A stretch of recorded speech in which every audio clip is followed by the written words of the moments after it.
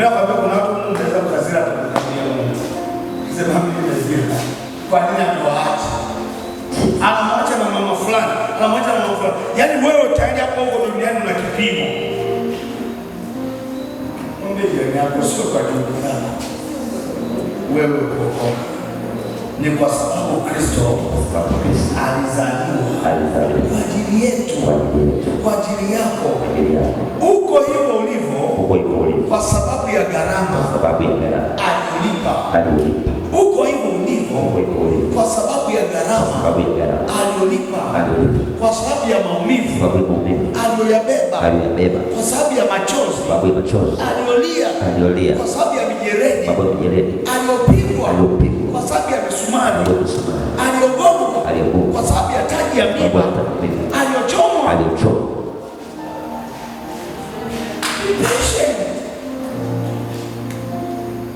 Haleluya.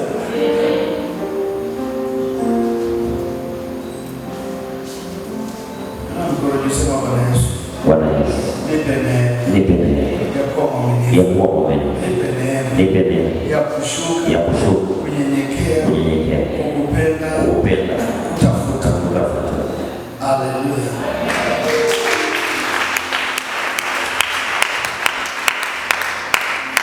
Haleluya.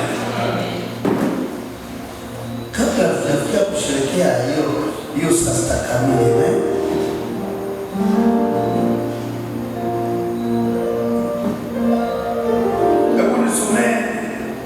kitabu cha Mika sura 5 mstari wa 2.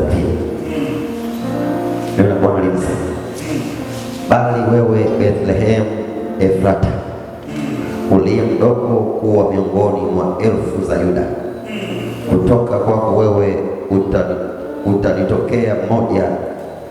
atanitokea mmoja atakayekuwa mtawala katika Israeli, ambaye matokeo yake yamekuwa tangu zamani za kale, tangu milele. Kwa sababu hiyo atawatoa hata wakati wa kuzaa kwake aliye na utungu. Amen.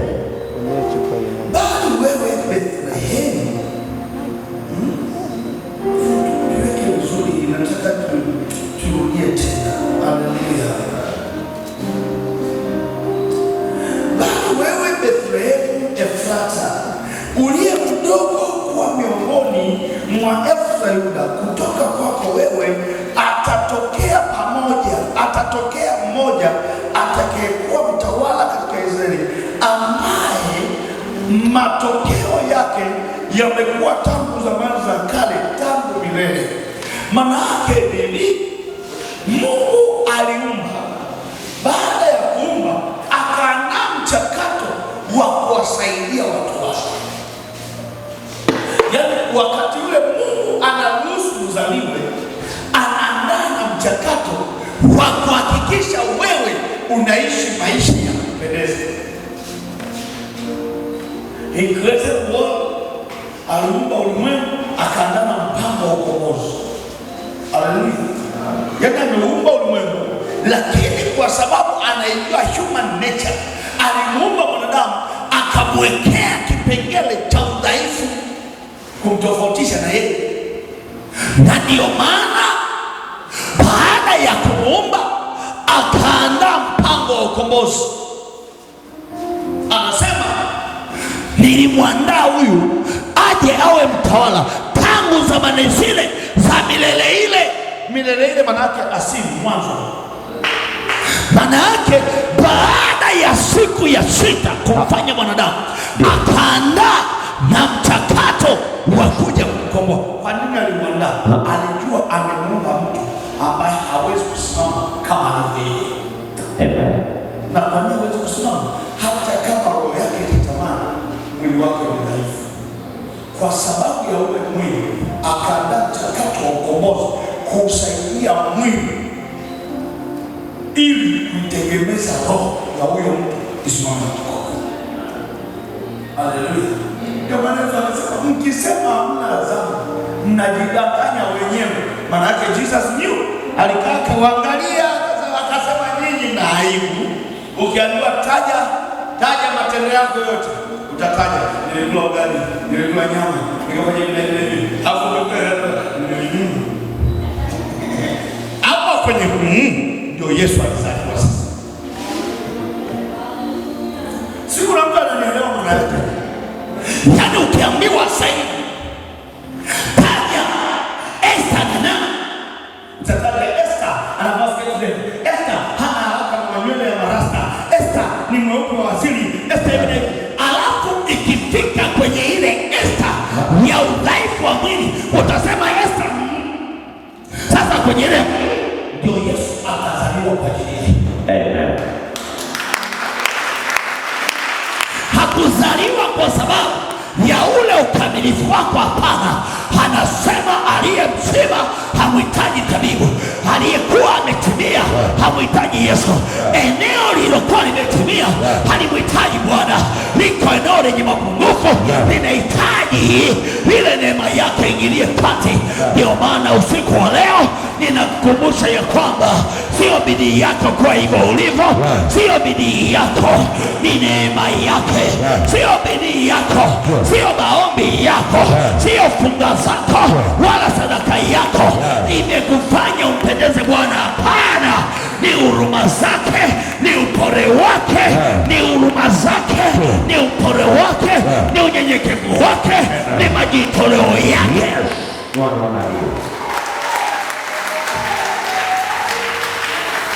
Hivi nilivyo leo ni neema ya Mungu tu, nitakavyokuwa kesho ni neema ya Mungu pia.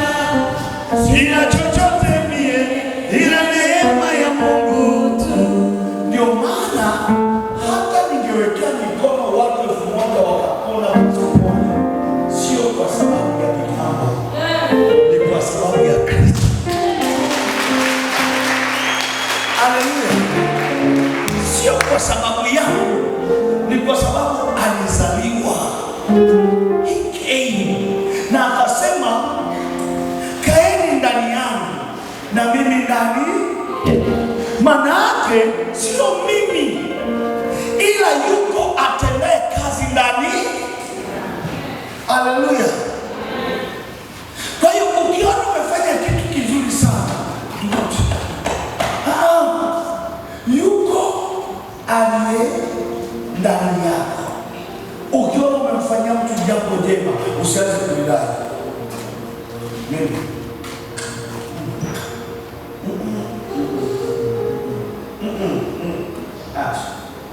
Sio wewe, yaani wewe wa asili sio mwema, binadamu wa asili sio mwema, ila yule ambaye amepitishwa kwenye kiwanda cha Mungu ni mwema sana. Haleluya. Haleluya. Pigie Bwana makofi na pekee. So, kanisa linatakiwa lijifunze yafuatayo. Sisi niwafundishe tu.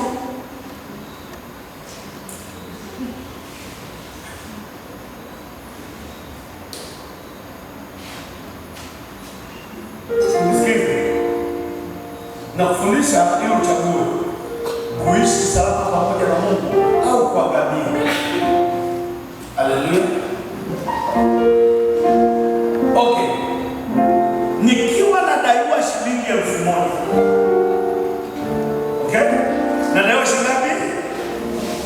Sindego. Alafu kwenye deni langu la shilingi 1000, baba yangu akailipa ile 1000. Ndai anandai nini?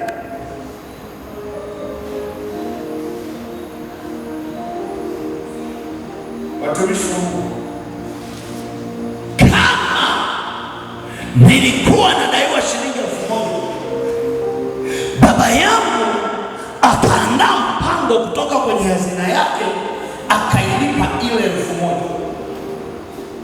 Mdai wangu anadai nini? Kuna so moja kutoa moja sawa sana. Okay, hii hesabu unatakiwa ujue. Kama Kristo Yesu alikufa kwa ajili ya dhambi yangu, then nalaumiwa kwa ajili ya mimi leo. I am of no sin. kwa maana ya roho yangu. Watu wengi leo wanahukumu tabia za miili ya watu, wanasahau roho za watu zinazosimamia ushirika na Mungu zimelipiwa deni.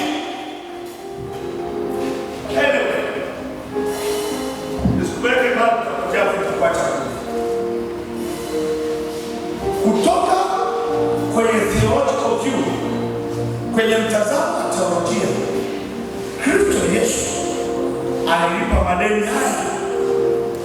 Jambo la kwanza, alikufa kwa ajili ya dhambi yangu. Sababu ya yeye kupigwa, kuteswa mpaka kufa ni dhambi, na mauti yake ilikuja ku offset deni lililokuwa anadaiwa mwanadamu. Haleluya. Kwa hiyo Na akasema wote waliomwamini walipewa uwezo wa kufanyika wana wa Mungu. Kwa lugha nyingine, ili upate msamaha wa dhambi, huhitaji historia ndefu, unahitaji kumwamini kwamba namwamini Kristo Yesu kwa Bwana na Mwokozi wa maisha yangu, kwamba alikufa kwa ajili ya dhambi yako. baada ya kuamini hivyo, dhambi yako when you keep believing, kadri unavyodumu katika kuamini katika yeye aliyekufia, deni linaisha halipo. Kwa hiyo hakuna hukumu ya dhambi kwao waaminio, na ndivyo ilivyoandikwa, hakuna hukumu ya dhambi kwao waaminio, hakuna hukumu ya dhambi kwao waaminio, na kuamini ni kuishika njia yake. Amen. Ndio maana nimesema hivi, kuna aina ya mafundisho watu wataenda nayo, wakifika mbinguni wakakuta hakuna jehanamu ya moto, watalia mno, wataanza kuona kwa nini mambo fulani hajachomwa, as if wao ndio walipia msalabani, as if wao ndio walizaliwa kwa ajili yake. It is Christ who died, who was born for sin. Hallelujah. Hatukulewa kwa matendo ya mwili, hapana, lakini kwa sheria, kwa kanuni, kwa rehema za Bwana kupitia Roho. Pigie Bwana makofi kwa ajili yake yeye aliyezaliwa kwa ajili yako. Uko hivyo ulivyo kwa sababu yake. Amen. Na hizi hofu zingine umejipa wewe, hizi hofu zingine umejipa wewe na umepewa na wanadamu wenzio.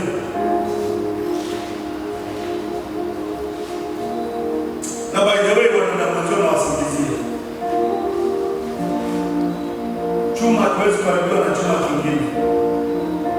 Chuma kinaharibiwa na kutu yake wenyewe. Unaweza kumwambia chuma hakiharibiwi na chuma kingine, lakini chuma huharibiwa na kutu yake chenyewe.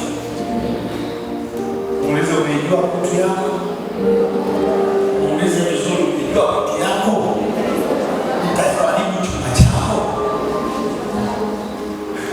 Wazazi mmeelewa? Yaani chuma hakiwezi kuharibiwa na chuma kingine. Chuma kinaharibiwa kwa kutu yake.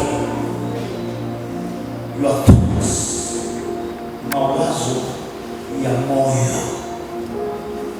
Ni wewe ndio unajikataa, ni wewe ndio unajitenga, ni wewe ndio unajidharau, ni wewe ndio unajihesabia hatia, ni wewe ndio unamkataa Kristo. Haleluya. Nje ya hayo, mtu wa nje, by the way, mtu wa nje hawezi kuingilia usalama wa roho yako, kwa sababu anaweza kusema ukachagua kukusikiliza.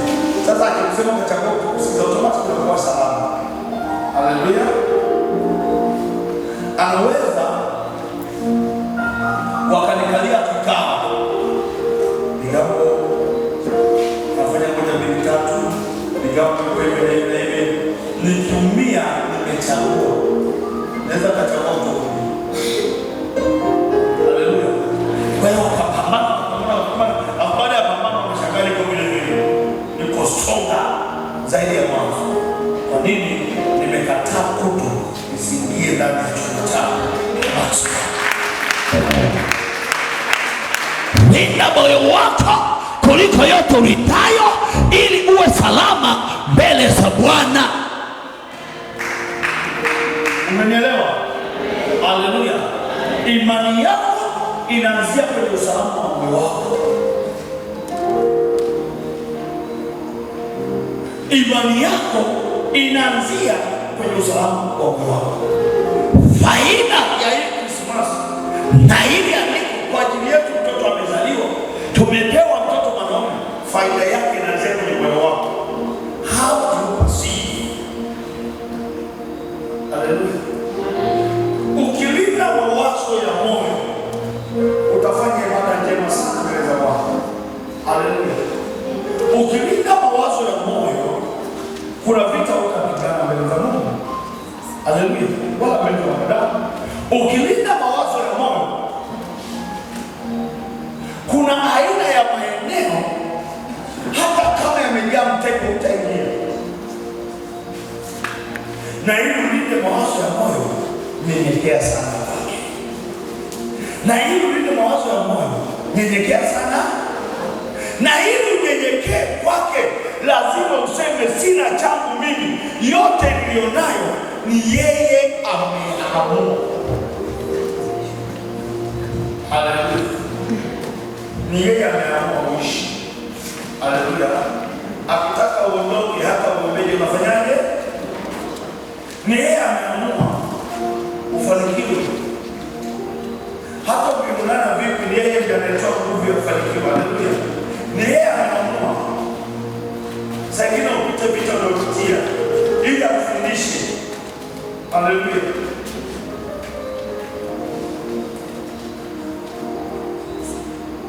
Haleluya. Pigie Bwana.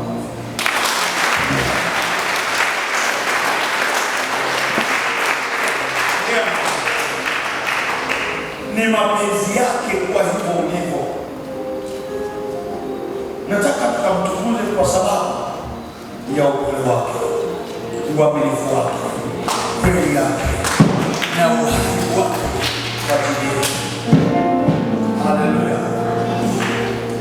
Tunamtukuza kwa upole wake, uaminifu wake, kweli yake na uhai wake aliuamua kwa ajili yetu. Haleluya. Haleluya. Kwa hiyo kuna uhai ameuamua kwa ajili yetu.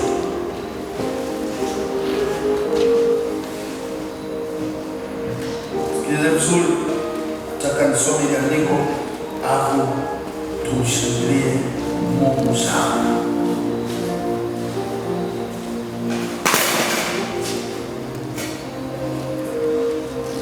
Kwa nini alikuja kwetu? Kwa nini amezaliwa kwa ajili yangu? Yohana 10:10. Baada ya hapo tunamsifu sana, tunamwimbia sana. Haleluya. Afu ndio naingia Yohana 10:10. Neno la Mungu linasema, mwivi haji ila aibe na kuchinja na kuharibu. Mimi nalikuja ili wawe na uzima, kisha wawe nao tele. mwivi haji, lakini anakuja kwa kusudi la kuchinja na kuharibu. Lakini mwana wa Adamu alizaliwa, he was given to us, alitolewa kwetu, alikuja kwetu, alizaliwa kwa ajili yetu ili tuwe na zoe, kisha tuwe nayo tena. I have come so that you may have life, joy, and have it in full. Nimekuja uzima na kisha wawe nao tele. Sema amezaliwa ili niwe na uzima, ili niwe na zoe, na kisha niwe nao kwa wingi, niwe nao tele, niwe nao kwa kufurika, niwe nao kwa ziada. This is the purpose. Alikuja ili tuwe na uhai na kisha tuwe nao tele. Inapotimia saa sita kamili tunamtukuza Bwana kwa zawadi ya kuja kukaa kwetu ili tuwe na uhai. Simama.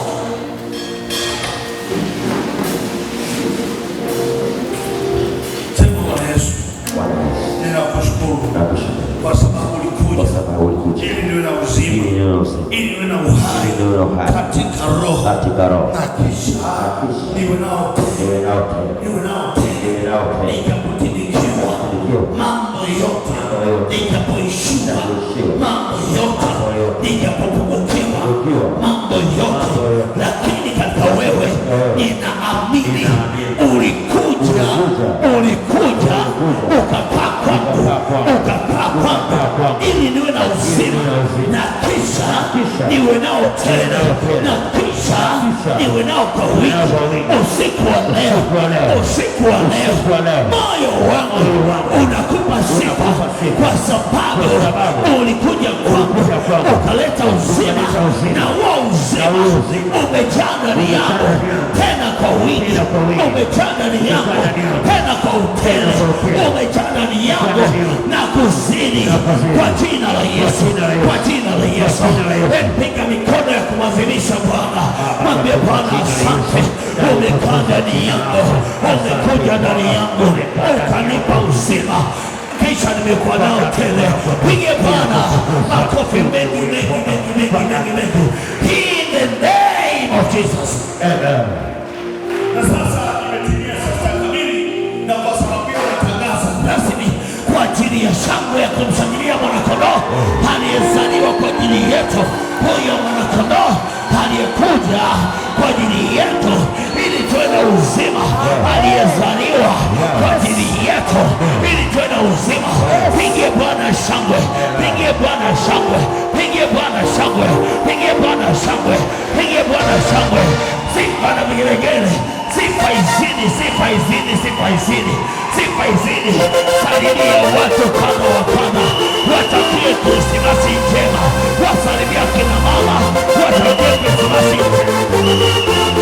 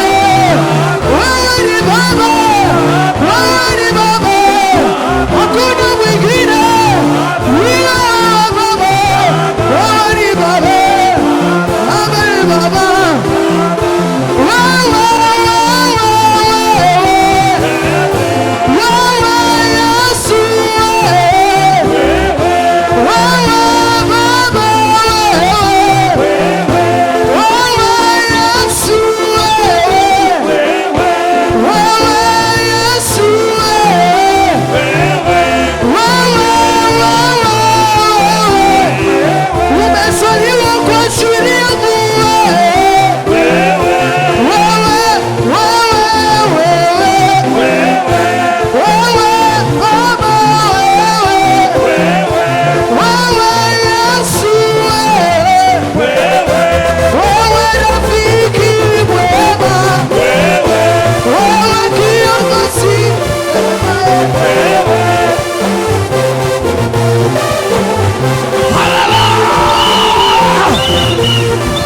Makofi ya juu. Kwenda.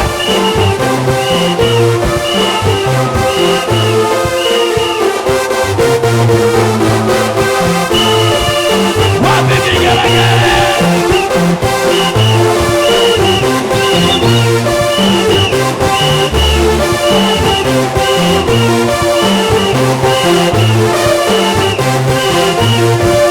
Wapi vigelegele? Yesu!